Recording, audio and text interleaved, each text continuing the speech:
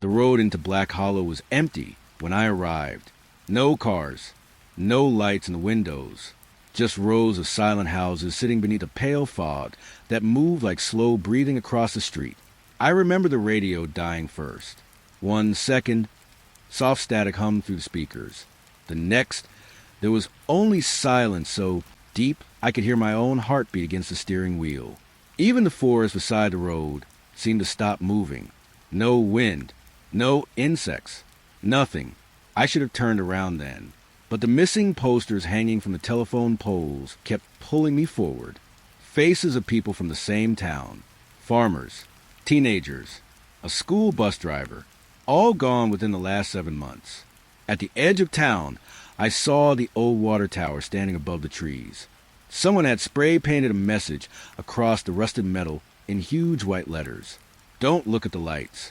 That was when the fog thickened. The headlights caught something moving near the woods beside the road. Not a person. Too tall, too still, and above the trees, hidden behind the clouds, 3 pale lights appeared silently in the sky. They didn't blink. They just watched. I sat frozen inside the car while the static slowly returned to radio, carrying a voice that sounded far away, whispering my name. That's when I saw it standing beside the road. Black Hollow came into view just after dusk. The road into it was long and cracked. Gravel under my tires felt too loud for a place this quiet. Dust clung to the air like it didn't want to settle. The trees on both sides leaned in close, dark and still, as if they were listening. The town sign was half bent, rusted metal, faded paint. I stopped for a moment without knowing why. The air outside felt colder than it should have been. Black Hollow. Population. Unreadable. The letters were scratched away. I kept driving. The streets were almost empty. Not fully empty, but wrong in a quieter way. Houses stood with porch lights on, each one glowing pale yellow behind curtains. I could see shapes inside. Movement. Someone standing. Someone watching. But when I stepped out and walked closer, nothing answered. No doors opened. No footsteps followed mine. Only the softest of wind brushing dry leaves across broken sidewalks. A dog barked once somewhere far away, then stopped like it had been cut off mid-breath. I tried a door. Would warm from the inside light. The knob turned easily. Too easily. Inside was a living room still lit by a lamp. A cup of tea sat on a table, steam long gone cold. A television flickered with no signal. Static light washed across empty walls. No people. Just presence without a body. I left before the silence could grow heavier. By the time night settled fully, the town felt even smaller. The kind of small that presses in from all sides. Streetlights hummed faintly overhead, flickering in uneven pulses. Every few seconds, one would blink out and return like it forgot how to stay awake. I stayed in my car, parked near the edge of town where the road bent toward the forest. That's when I saw the first light above the trees. It didn't rise like a flare or fall like a star. It hovered, silent, pale, too steady to be natural. Then another joined it, and another. They formed no pattern I could understand, just drifting shapes suspended over forest line, as if something large and unseen was breathing just beyond the dark. The air around me tightened. Not pressure exactly, more like awareness. Like the night had turned its attention toward me. I checked my phone. No signal. The radio, however, crackled to life on its own. At first, only static. Then a voice beneath it, not speaking to me, not speaking at all, just repeating numbers. Coordinates. Slow, mechanical, broken by gaps of silence that felt too long to be empty. I wrote them down without thinking. They didn't match any place I knew. Behind me, the porch lights in town flickered at once, like a wave passing through them. One by one, they dimmed, then returned, then dimmed again. A pattern, the same pattern as the lights above the forest. My breath felt too loud in the car, warm against the cold glass. Fog gathered faintly on the windshield, even though the night wasn't cold enough for it. I watched the forest, waiting. Something shifted in the distance. Not movement of branches, not wind. Something slower, intentional. I turned the radio volume down, but the voice kept speaking inside the static even when I muted it, like it didn't need the machine anymore. The lights above the trees descended slightly, just a little, enough to make the tops of the forest glow in soft white layers. Trees became silhouettes carved into brightness. Shadows stretched unnaturally long, pointing back toward town, toward the empty houses.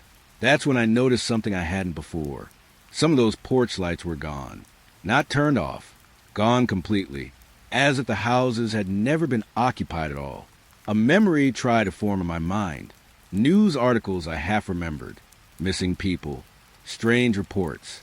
Those who said they saw glowing shapes before disappearing. I had thought it was rumor, but the town behind me was too quiet to be rumor. The radio repeated the coordinates again. Same tone, same rhythm. My hand tightened around the paper I had written them on. For a moment, I considered leaving, driving back the way I came, letting the road take me out before anything else could happen. But when I checked the rear view mirror, the road behind was darker than before. Not just unlit, uncertain, like it might not lead anywhere anymore. The lights above the forest shifted again. Lower this time. Closer. A soft hum began to build in my ears. Not from the radio. Not from the car. From everywhere at once. The kind of sound that feels more like thought than noise. I stayed still, breathing shallow, watching. The last thing I saw before the fog began to rise was one of the lights drifting toward the edge of town. Slow, patient, like it had already been here before I arrived, and was only now deciding to be seen. The road to Miller's farm was thinner than I remembered from the map. Dirt packed hard like old bone. Fields on both sides stretched too far, too flat, like the land had been iron smooth. The wind carried a dry smell of hay and something faintly metallic underneath it. The farmhouse appeared slowly through the dusk. A single light burned in the kitchen window. Everything else was dark, not abandoned dark. Waiting dark. I knocked once at the door. The sound traveled too far inside, like the house was hollow. Footsteps came after a long pause. Slow, careful. The door opened just a crack. An old man stood there, face lined deep like dried riverbeds. His eyes didn't focus on me immediately. They were listening first. "You heard it too," he said quietly. Not a question. I stepped inside. The air was warm, but wrong. Too still, like the house had stopped breathing. He didn't offer a name, only gestured toward the kitchen. "I hear it every Thursday," he said, "under the soil, like something turning over." At first, I thought it was wind under floorboards. Then I heard it too, a low hum, not from outside, from beneath the house. It wasn't constant. It came in pulses, like something deep underground was trying to remember a rhythm. Outside, cows stood near the fence line, not moving, not grazing, just staring toward the barn without blinking. I watched them through the window. They didn't enter the barn at all, not even when the gate was open. Night came faster here, the sky turning heavy and close. Then the static began. Every device in the house cracked alive at once. Radio, lamp, old television. White noise flooded every corner of the room. Even the silence had been overwritten. The farmer didn't react. He only sat down slowly at the table. "She followed it," he whispered. "My wife." The hum beneath us deepened. The floor felt warmer now. Or maybe it was just me noticing it. A shadow passed outside the kitchen window. Tall, pale, standing too still. I turned quickly. Nothing there, but the porch light flickered in response, like it had seen something I hadn't. The farmer didn't look outside. He already knew what wasn't there anymore. The static grew louder, almost rhythmic now, almost like breathing. And beneath it, something else. A tapping from under the soil. Patient. Close. The boy came back on a morning that looked too normal to be real. Gray sky. Soft rain. Wet streets reflecting empty clouds. 6 days missing. No explanation. He walked through the town border barefoot. Clothes damp but not torn. Like he had simply stepped out of somewhere quiet and returned without urgency. His mother held him too tightly. He didn't respond. Not to tears. Not to questions. Not even to his own name. That was the first thing people noticed. He didn't blink. Not once. I saw him later that evening through a window. sitting upright in a chair, still, watching nothing. The house lights flickered slightly around him, as if reacting to his presence. At night, I heard him whispering, not inside the house. Outside, right beneath my window, soft words without direction, not meant for me. Something answered him from the dark, beyond the street. A sound too low to understand. The sheriff came the next morning. He stood near the boy without looking directly at him. "This has happened before," he said, like it was a report he had memorized long ago. He didn't explain further. The boy never slept, never ate, never reacted to cold mornings that turned his breath visible in the air. Only watched, always watching something no one else could see. On the sixth night, I stayed near the house longer than I should have. The wind was quiet. Even the trees seemed to lean away from the property. Then the boy stood up, without warning, and walked outside, barefoot again, toward the forest edge. No hesitation, no sound, just movement. I followed at a distance. The ground was soft from rain, but his steps left no clear rhythm. Sometimes prints appeared, sometimes they didn't. The forest swallowed him quickly, too quickly. I lost sight of him near the tree line, but the air felt different there, heavier, like something had just passed through it. At dawn, they found only wet footprints leading deeper into the forest.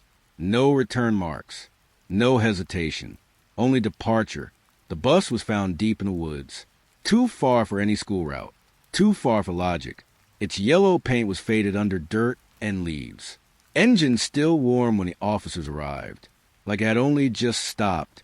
The doors were open. Inside, silence. Seats empty except for one child. A girl, curled beneath the third row like she had been hiding from something that never stopped looking. She refused to move when they found her, refused to look up, refused to speak at first, only repeated one sentence. Over and over, they came down without sound. Her voice was flat, detached, like it didn't belong to her anymore. No one touched her immediately. Even the officers hesitated. The air inside the bus felt wrong, dense, like it had been sealed with something invisible. No insects, no wind, just stillness. Above the tree line, faint light lingered even though the sky was overcast. Not lightning, something steadier, watching. That night, I stood near the abandoned school. The playground stretched empty under dim streetlights. And above it, lights, hovering, silent, low enough to blur the edges of the trees. No movement, no sound, just presence pressing down on everything below. The swings did not move, but I swear, for a moment, they looked occupied. And then the lights drifted higher, disappearing into clouded dark, leaving only silence behind. Hollow Lake doesn't look deep at first, just wide, still, too calm for its size. The fisherman warned me before I reached the shore. "You'll hear it if you stay past midnight," he said. "Don't answer it." He didn't explain what it was. He didn't need to. I rowed out anyway. The water was black under sky without stars. Each movement of the oars felt delayed, like the lake was deciding whether to allow it. At first, only silence, then faint voices, not above the surface, below it, calling my name, not clearly, not fully formed, like memories struggling through water. I stopped rowing. The boat drifted on its own. Flashlight flickered once, then again, each time weaker, as fog began to rise from the water itself. Thick, slow, climbing, shapes moved beneath the surface. Not fish, not reflections. Something larger, glowing faintly in broken patterns, circling below as if learning the shape of the lake from underneath. Then, a knock from beneath the boat, slow, deliberate. I froze. The water stopped moving entirely. Even the fog held still. And in that silence, I heard my name again, closer this time, right beneath me. The motel sat beside the highway, like it had been forgotten mid-thought. Neon sign buzzing faintly in the rain. One letter missing. The rest flickering like tired eyes refusing sleep. I checked in late. No other guests. Only the owner behind a counter that smelled like old coffee and damp paper. "Don't look into window 9 after midnight," he said without looking up. Not warning. Instruction. The hallway to the room stretched longer than it should have. Carpets dark with stains that didn't form patterns I could understand. Every few steps, the lights above buzzed louder, then quieter, like they were breathing unevenly. Room 9 was near the end. The door was already slightly warmer than the others. Inside, everything looked normal. Too normal. Bed neatly made. Curtains closed. A faint hum inside the walls. Like electricity trying to remember its purpose. Midnight came slowly. Not like a clock ticking. Like something deciding when it was allowed to arrive. That's when the humming shifted. It stopped being inside the walls. It moved into the air. Outside the window. Something stood there. A pale shape. Motionless. Too still to be a person waiting. Room 9. She didn't move when I looked at her. Only stood behind the glass. Facing inward. As if she had been there long. Before the room existed. I stepped back. The light above the bed flickered once. Then the window was empty. No reflection. No shadow. Nothing. But the air still felt occupied. The next morning, I asked about the room. The owner finally looked at me. That was worse. Nobody has rented that room in over 20 years, he said. His voice didn't change when he said it. Like time itself wasn't unusual here. That night, I woke without knowing why. My feet touched cold carpet. The room was darker than I remembered leaving it. And around the bed, muddy footprints. Circling. Slow. Patient. Like something had been walking around me while I slept. Pine Ridge looks peaceful in daylight. That's the lie it tells you first. Grass moving softly in wind. Hills rolling like sleeping backs. A sky too wide to feel safe under. Every summer, teenagers come here. Waiting. Watching. Talking about lights that appear above the ridge after sunset. I joined them on a warm evening when the air felt too still to trust. We sat in silence at first. No one wanted to be the first to admit they were afraid. Then the sun dropped behind the hills, and the sky changed. 3 lights appeared, high above the ridge, perfectly spaced, not blinking, not drifting, just existing. The air grew quieter as they descended, not fast, not slow, intentional. The trees below began to glow faintly under their pale whitewash. Shadows softened at the edges, like the world was losing its definition. Someone laughed once, then stopped. No one else reacted. That was the first wrong thing. The second was a silence spreading through us, not enforced, invited. One of the teenagers stood up, no hesitation, no expression, and walked toward the forest. Nobody stopped him, not because we couldn't, because we didn't remember why we should. He disappeared between the trees without sound. The lights above us brightened slightly. Like approval, I turned to ask his name, but the answer didn't come. Not because no one knew it, because no one could hold on to it long enough to speak it. The night ended without ending, just fading. And when I looked again at the ridge, the lights were gone, but something of them stayed behind. In the quiet, the house was old enough that it leaned slightly into the wind, wood tired, nails loose. The kind of place that remembers everything it's ever held. The widower didn't sleep. He sat by the kitchen table instead, staring at nothing. It scratches under the floor every night, he said, like it was a routine, not a fear. I stayed anyway. Midnight arrived with a sharp drop in temperature. The lights flickered once, then died. 2:13 a.m. Exactly. The number didn't feel like time anymore. It felt like instruction. Something heavy moved beneath the house. Not fast, not random. Steady. Footsteps. Below the floorboards. The widower didn't react, only whispered. It started after she followed the lights. His daughter, gone during a storm years ago. A storm that brought strange brightness through the clouds. The basement door was at the end of the hall. I didn't remember it being there earlier. It was slightly open, breathing cold air upward. The footsteps beneath us stopped. Everything did. Even the house felt like it was waiting. Then the door moved, slowly, opening wider without pressure, without force, just inevitability. From below came a faint hum, the same kind I had heard before, but deeper now, closer, and something inside the darkness seemed to notice I was listening, 3 hunters disappeared in the national forest during deer season. No struggle, no warning, just absence. Their camp remained intact when found.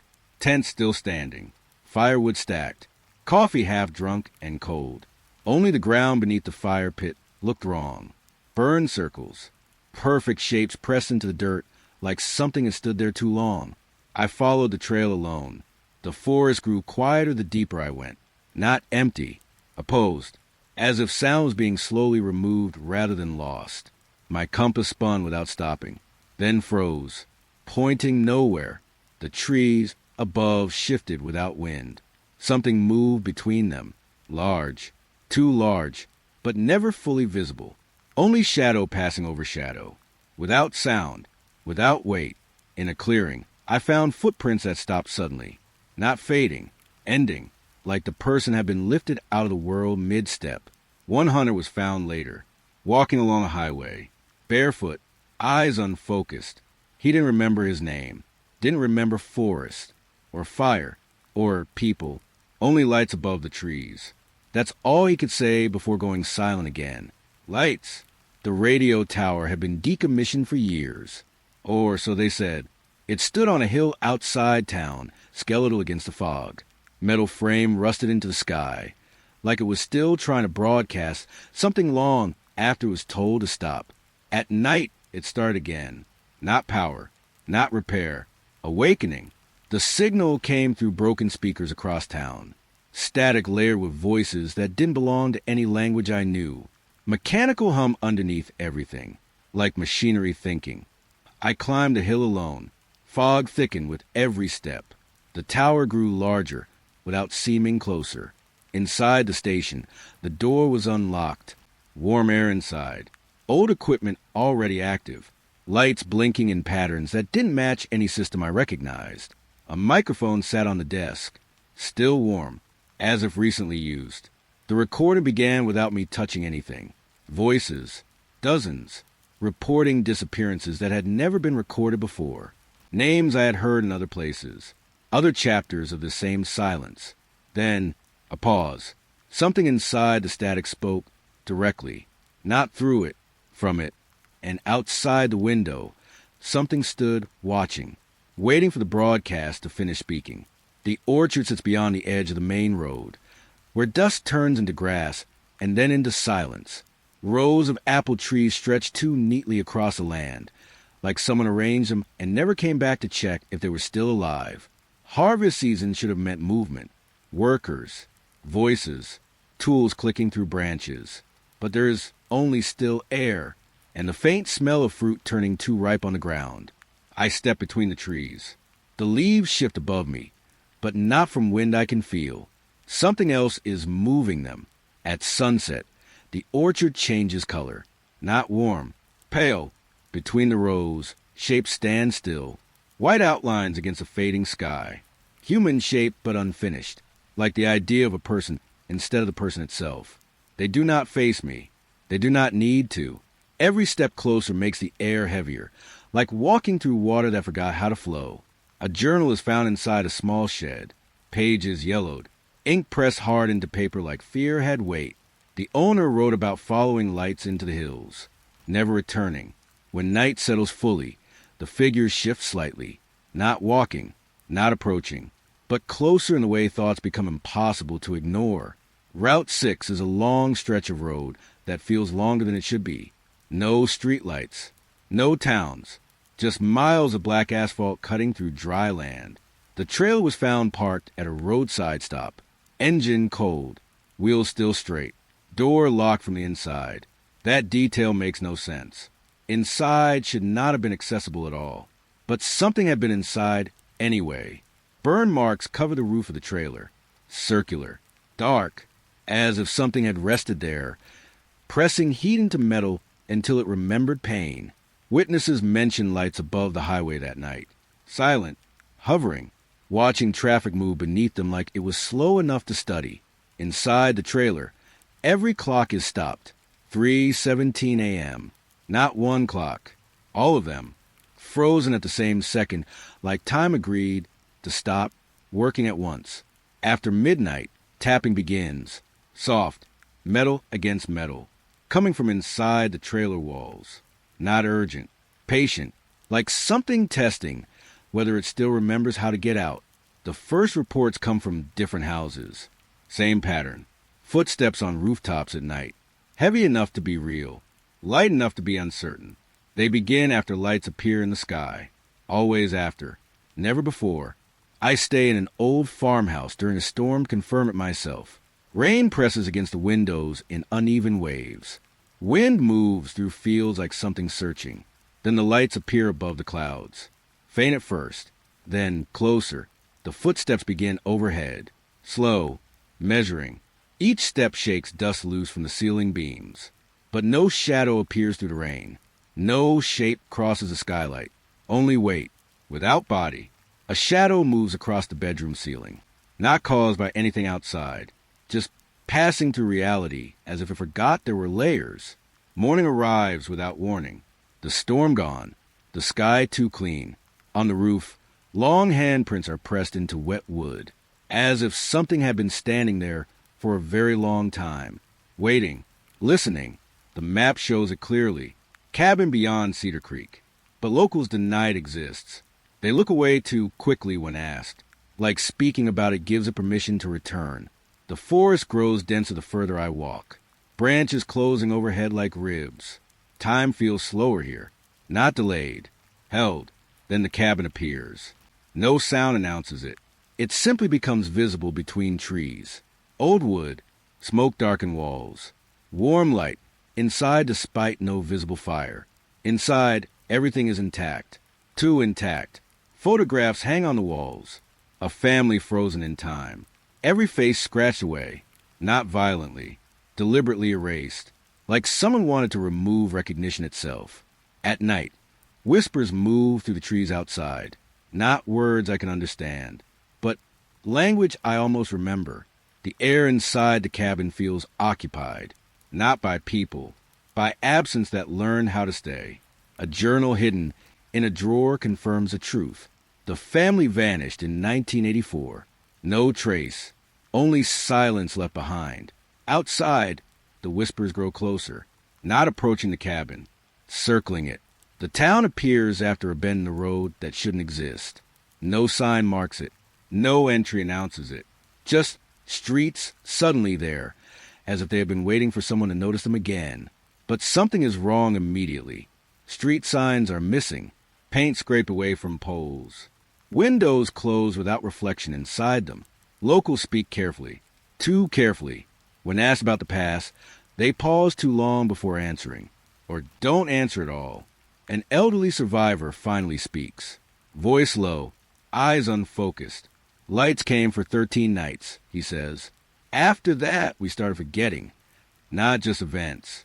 People, names, faces, entire histories dissolving while still standing in front of them. I notice it happening to me. Not sharply, slowly, like a photograph fading in reverse. Memories I know I had begin slipping at the edges. The survivor looks at me longer than necessary, like he is checking if I am still fully here. And I realize something worse. He is not sure I am. Neither am I. The fog arrives before dawn, not like weather, not like something natural. It rolls into Black Hollow, as if the town has been waiting for it. Thick, white, endless. It swallows streetlights first, then cars, then distance itself. By morning, the world is reduced to a few feet in any direction. Everything beyond that is gone. Inside it, sound changes. Not louder, closer, like the fog is listening back. I walk outside the motel and immediately regret it. The air is wet against my skin, cold in a way that clings instead of touches. My breath disappears too quickly, as if the fog is drinking it before it can exist. Shapes begin to form inside it at night, not walking, not rushing, just passing through, like thoughts that forgot they were supposed to stay inside a mind. Residents lock their doors early, not out of panic, out of agreement. Everyone knows something is outside, but no one agrees on what. The radio only plays static now, constant, unbroken. Then I see it, outside my window, a towering figure. Too tall for the streetlight it stands beneath. Its outline shifts slowly, as if the fog cannot fully decide where it ends. I step back without meaning to. The glass fogs from the inside, not from my breath, from something else. When morning returns, several houses are empty, doors still locked, lights still on, but no one inside, as if they simply stopped being required to stay. The church has always been the oldest building in town. Even before Black Hollow had a name, it stood here, or so the records say. But records are starting to mean less. Construction begins after cracks appear beneath the foundation. Workers dig carefully at first, then faster, like something is guiding their hands. And they find it, a chamber beneath the church. No stone marking it, no history explaining it, just a room that should not exist. Inside, the walls are covered in old newspaper clippings, some yellowed so badly they look like skin instead of paper. Reports of lights, disappearances, names that repeat across decades, different eras, same pattern. Symbols are carved into the stone between them, not religious, not scientific, something older than both. I step inside. The air is colder than the tunnel behind me, but it hums, low, constant, like something deep below the town is breathing through the walls. A hidden passage leads further underground. No one remembers when it was built, or admits they do. At the end of it, the tunnel turns toward the forest, not randomly, purposefully, and I feel it before I see it. Someone is following me, not close enough to be seen, close enough to be certain. The radio station sits just outside town limits. Small building, flickering sign, empty parking lot. It should have been shut down years ago, but the broadcast never fully stopped. It only changed frequency. The host vanishes mid-sentence during a late-night show. Listeners describe screaming, then static, then nothing. I arrive after midnight. The door is unlocked. Inside, the air is still warm. Coffee sits beside the microphone, still steaming slightly, as if someone just stepped away and forgot time would continue without them. The lights are on, all of them, but no one is here. A recording begins playing without input. At first, normal static, then voices layered beneath it. Too many to count. Then a single voice rises above the rest, not speaking through the static, speaking from inside it.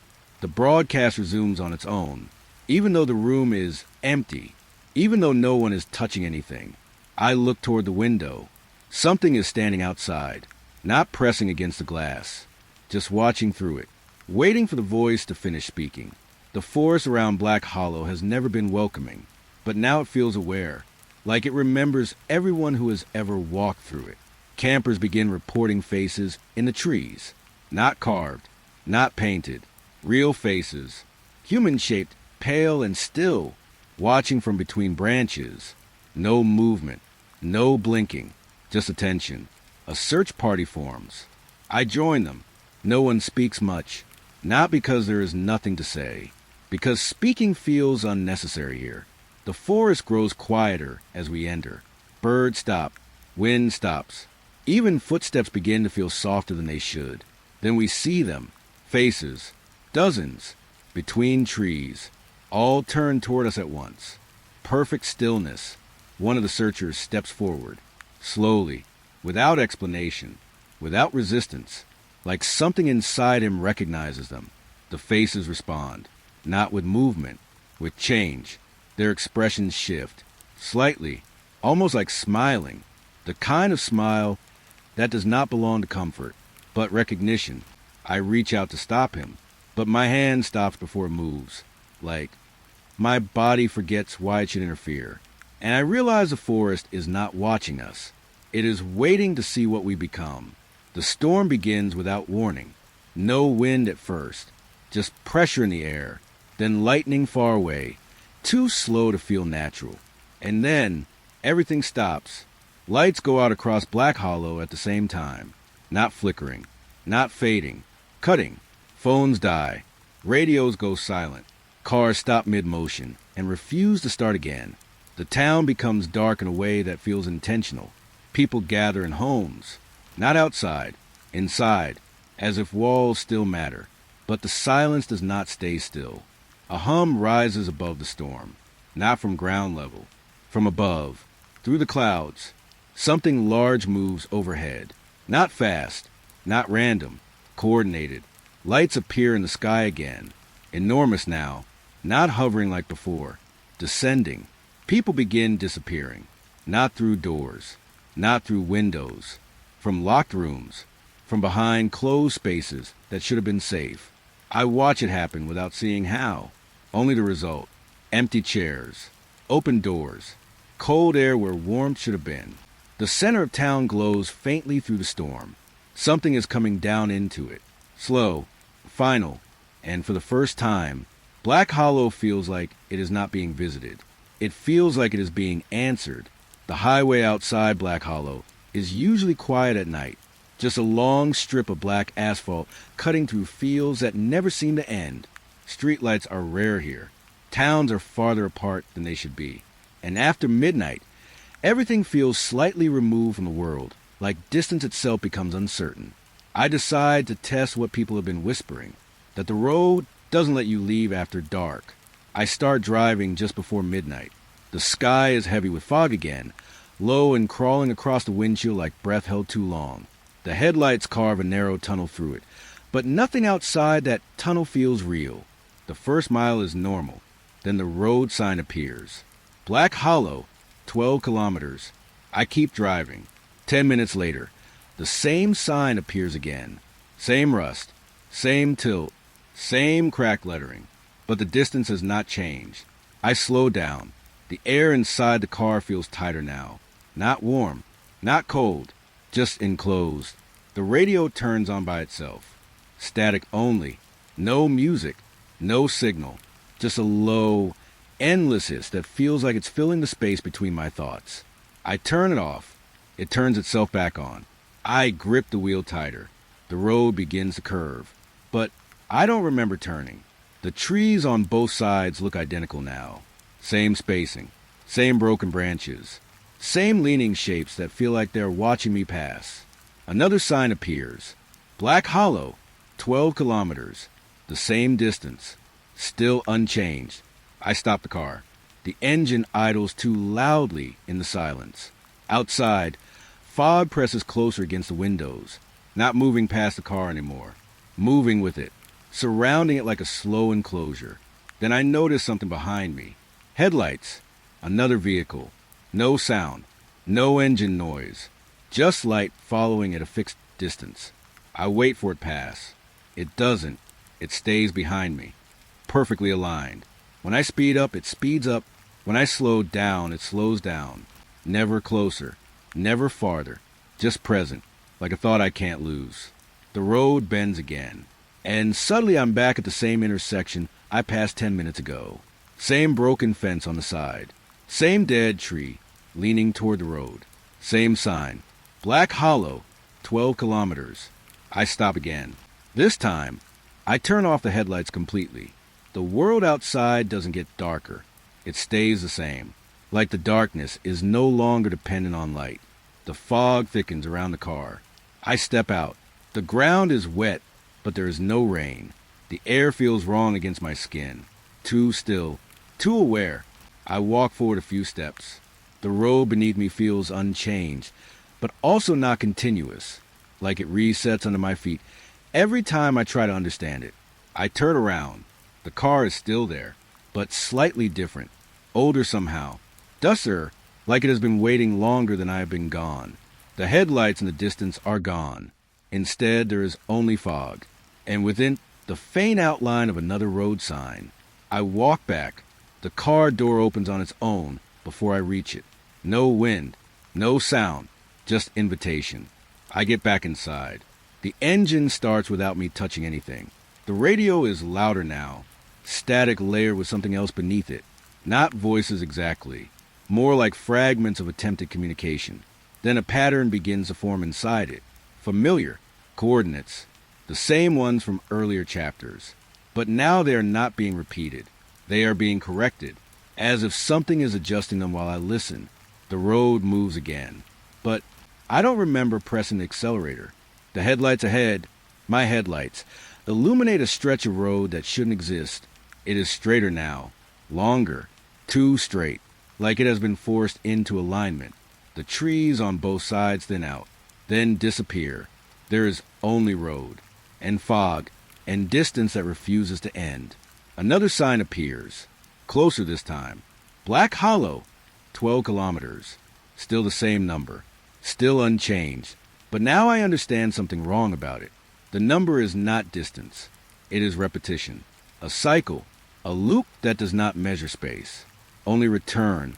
The radio changes again. Static drops away for half a second. A voice slips through, not speaking to me, not speaking at all, just confirming something already decided.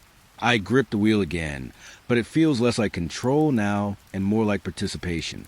The road curves sharply, and I recognize it, not because I have been here before, but because I am beginning to remember I never left it.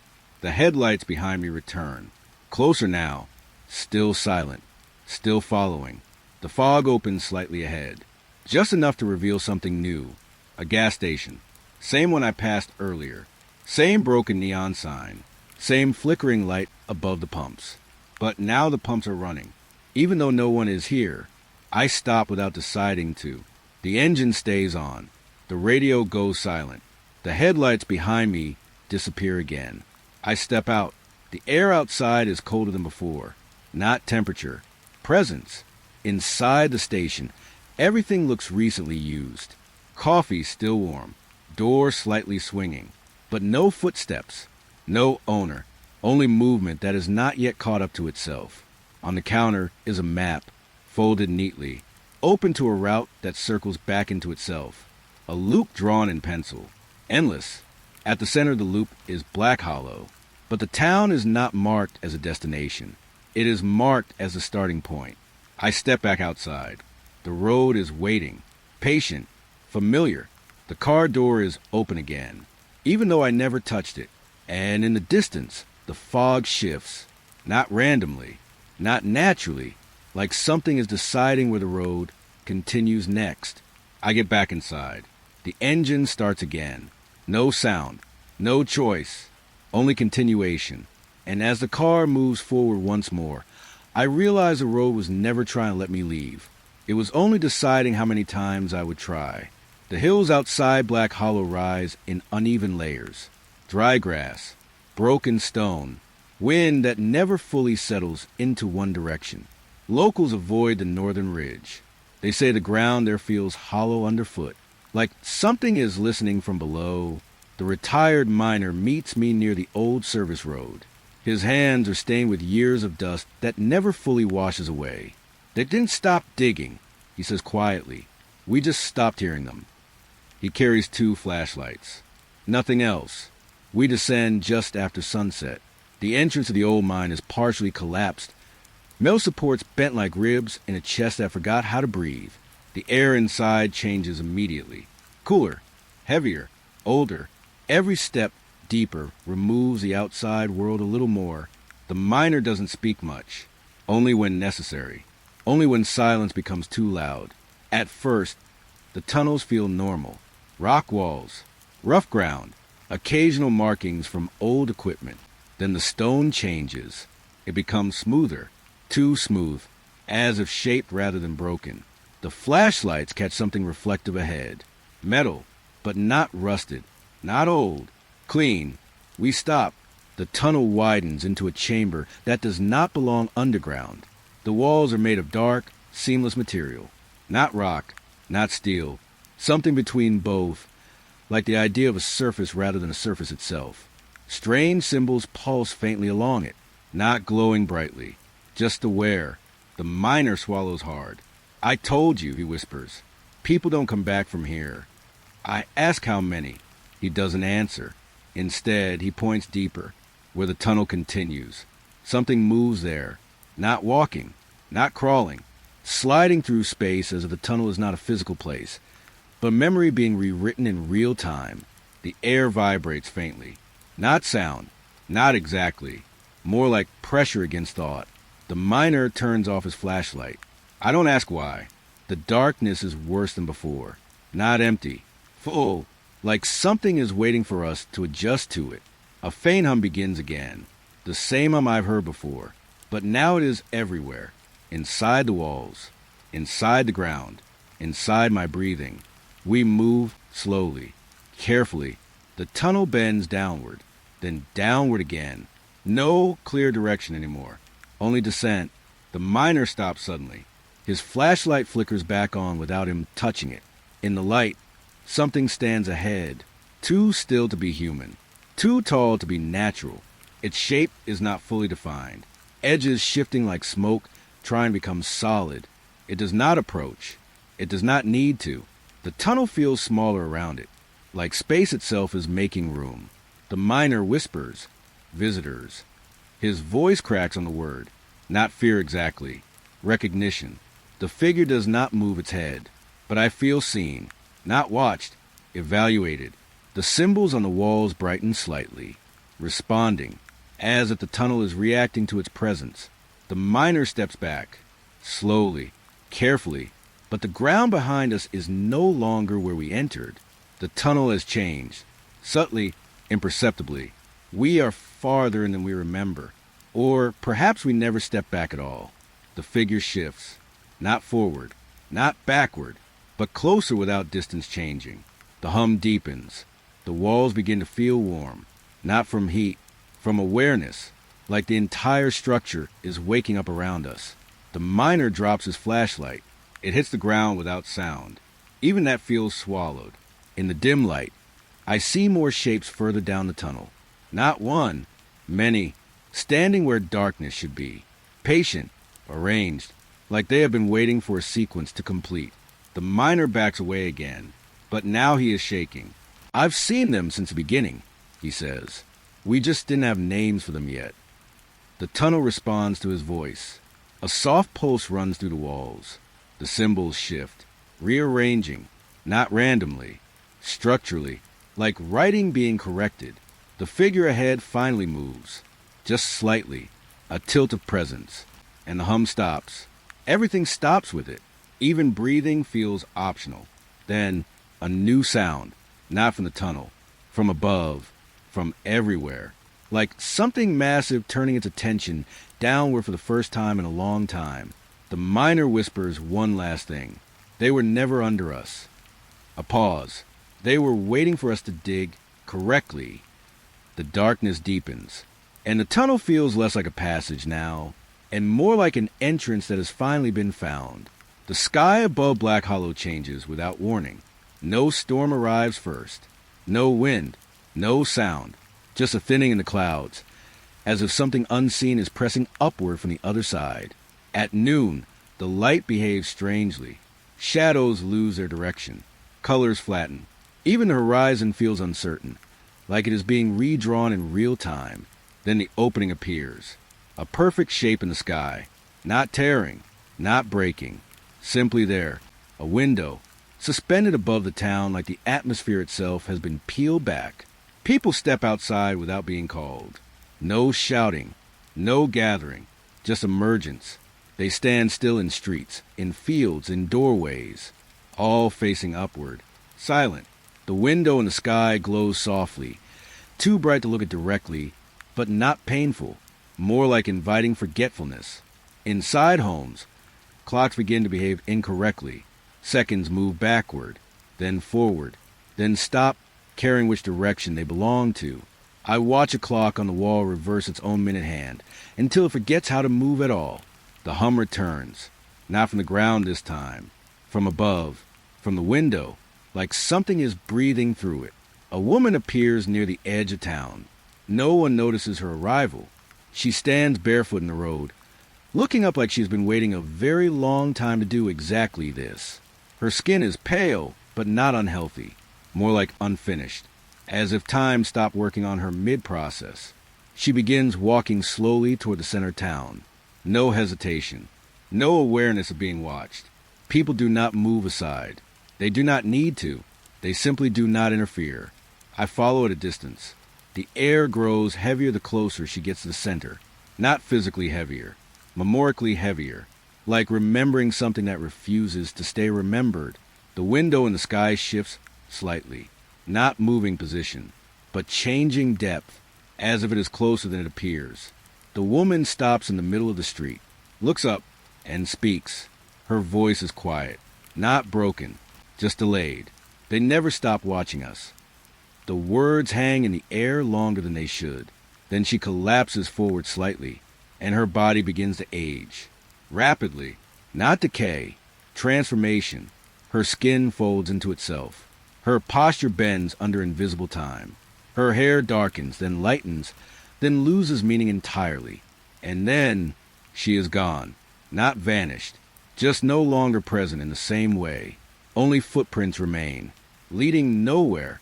Above us, the window in the sky flickers, and for a brief moment, I see something behind it.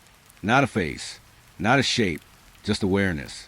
Looking down, not at the town, at everything beneath it. Black Hollow is quieter than it has ever been. Not empty, but reduced. Only a few people remain now.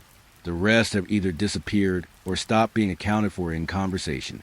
Even remembering them feels like effort now, like holding water in your hands. The survivors gather in the church basement. It is the only place that still feels anchored. Walls thick, air damp, light too dim to fully trust.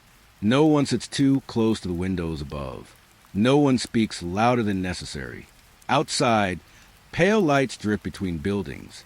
Slow, gentle, like they are searching without urgency. One of the survivors speaks first. A man with shaking hands and eyes that avoid every corner of the room. It isn't random, he says. No one disagrees. That is worse than disagreement. Silence forms around his words like agreement that doesn't want to be spoken aloud. He continues. They're choosing. A pause. And someone here is answering them. The room tightens. Not physically. Socially. Like space between people is shrinking without permission. I look around. Faces are tired, hollow, familiar in the way fear makes people look similar. The lights outside move closer to the church, not rushing, not circling, approaching. The man avoids my eyes when he speaks again. It started when the signals began repeating. No one asked which signals. Everyone already knows. Radio, sky, ground, water, all of it connected now, all of it repeating. A survivor begins crying quietly in the corner. No one comforts her immediately, not from cruelty, from uncertainty. The hum rises again, from beneath the church, from beyond the walls, from somewhere that no longer respects separation. One of the survivors whispers, "We should leave." No one moves, because leaving has stopped meaning escape. Only delay. The lights outside stop moving, all at once. As if something has arrived at the center of attention. The church feels colder, not temperature, expectation. Then the realization spreads slowly through the room. Someone here has been communicating with the lights, not resisting them, responding. The survivors begin looking at each other differently, not accusing, measuring, like trust has become a limited resource. I feel it too, that subtle shift, that question forming without words. Who is still fully here? I return to the forest where everything began. The trees are unchanged, but everything between them feels rewritten. The sky above Black Hollow is filled with light. Not stars, not planes, not weather. Something else. Silent, motionless, endless. They do not blink. They do not move. They simply remain, as if the sky has become occupied. The hum is everywhere now. Not loud, complete. It fills the forest without sound breaking it. Like silence itself has learned how to vibrate. Voices echo through the trees. Not speaking to me. Not speaking at all. Just existing in fragments. Names. Moments. Memories that feel borrowed. Missing people. Those who disappeared. Those who were never recovered. They are here now. Not physically. Not spiritually. Something in between. The truth settles slowly. The disappearances were not taken. They were invited, responding to something older than fear, something that was always listening. The figures appear between the trees, tall, still, familiar in a way dreams feel familiar without context. The same presence I've seen in fragments across every chapter. Now complete, now close. I do not run, not because I am calm, because motion no longer feels meaningful. The lights above the forest descend slightly, like acknowledgement, like arrival, and for the first time, I understand what Black Hollow has been doing all along. Not disappearing, not ending, preparing. The towering figures stand before me now. No hostility, no mercy, only completion. The forest falls into a silence deeper than absence, as if the world is holding its breath for something final. Dawn begins somewhere beyond the trees, but it does not reach here. Black Hollow remains beneath the silent stars, and everything that was once there is no longer alone.